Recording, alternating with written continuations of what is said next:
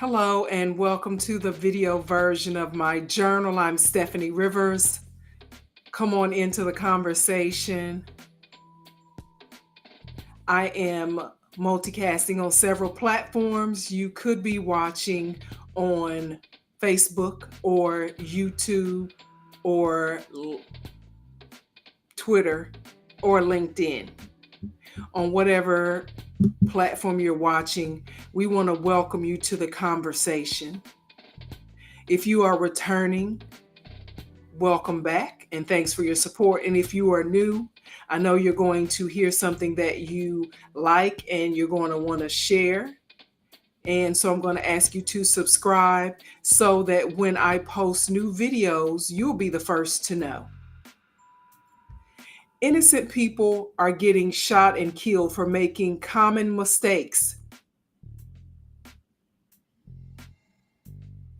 Why are mostly white people full of rage and lashing out? That's what we're talking about today. Now, have you ever walked up to a vehicle in a public parking lot thinking it was yours, only to discover that it wasn't yours, but one that looked like yours? I know I've done that.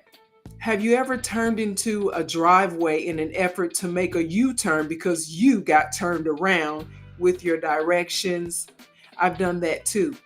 And when I lived in DC, I would sometimes end up at an address in Northeast DC when I was trying to find Northwest DC. Same address, just different quadrant of the city. These are simple mistakes that people make every day. So if news reports are true, people are getting shot at and killed for making simple mistakes. Now, I'm a Second Amendment advocate. I believe in a person's right to bear arms. But events of the past 2 weeks prove just because the Constitution gives the right to possess a weapon doesn't mean you should, especially if you don't have the temperament to make sound decisions about when it's necessary or when there's absolutely no need to use it. So again, if you are tuning in, be sure to like, share, and subscribe so that when I post new videos, you'll be the first to know.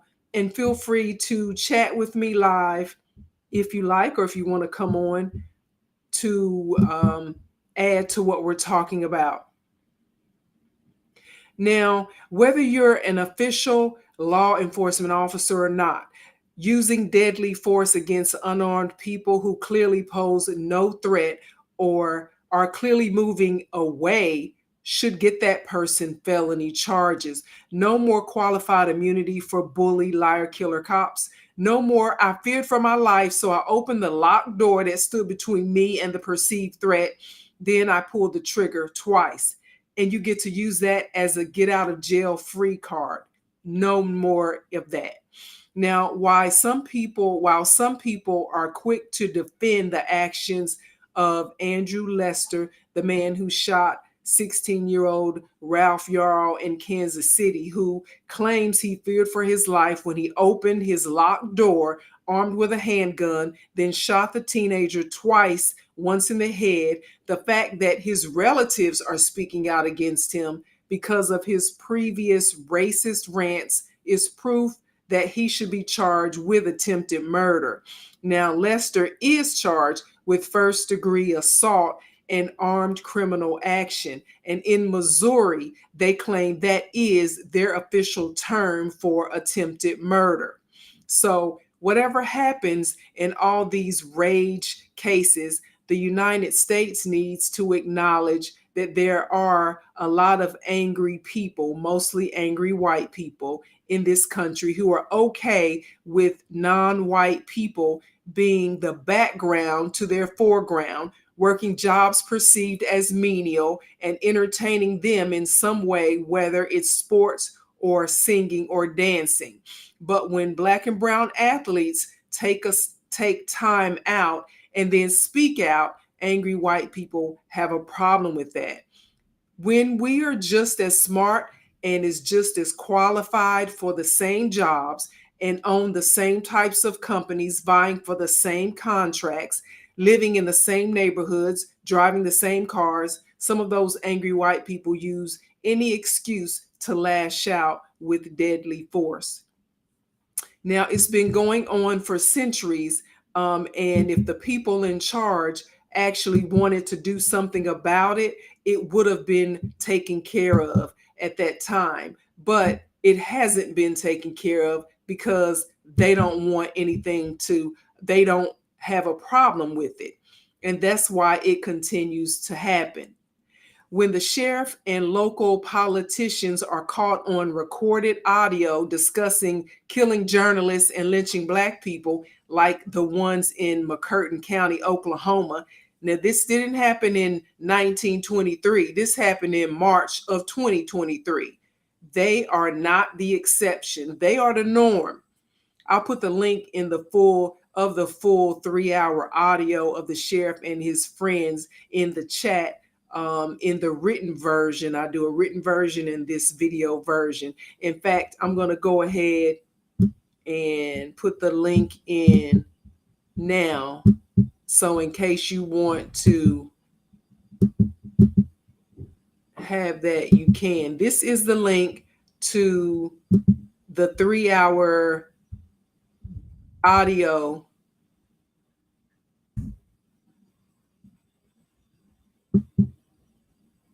of the McCurtain County sheriff and some of his, there were 2 city council members. There was somebody in there named Heather.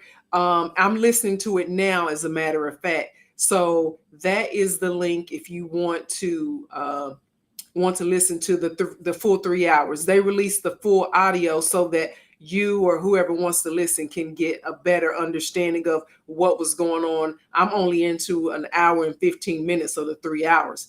And Laverne commented that it's unreal about what's going on. Simple people doing simple things getting shot for no reason. So the federal government should stop villainizing other political leaders in other countries, stop spending billions of US taxpayer dollars to support other countries abroad while ignoring their own issues at home.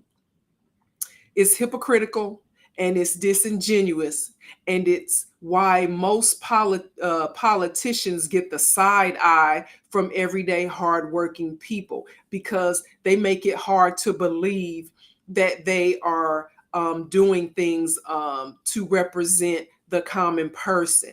It's why a place like Fox News can get millions of people to watch them spew lies and skew facts. And when they get caught by their own internal communication, emails and texts that show even the people at Fox don't believe the BS that they push, all they are required to do is agree to pay $787.5 million in a defamation fine with no admission of guilt.